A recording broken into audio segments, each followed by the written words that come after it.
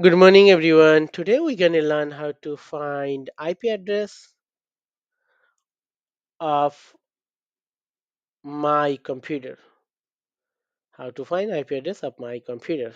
In order to do that, click on the search edit box and type CMD and hit enter.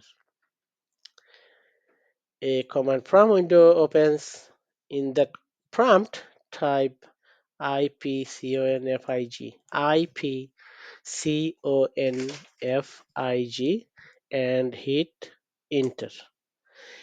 In there you can see a bunch of IP addresses, but you need to look for the IPv4 address, IPv4 address, and you'll see IP address there. So IP address is basically a number, then a dot, a number, then a dot, a number, then a dot, then a number.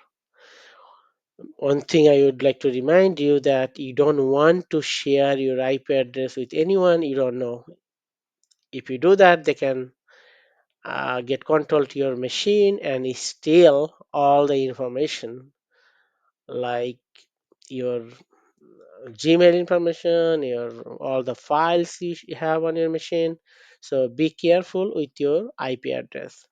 All right, that's all for today's video. Thank you for watching.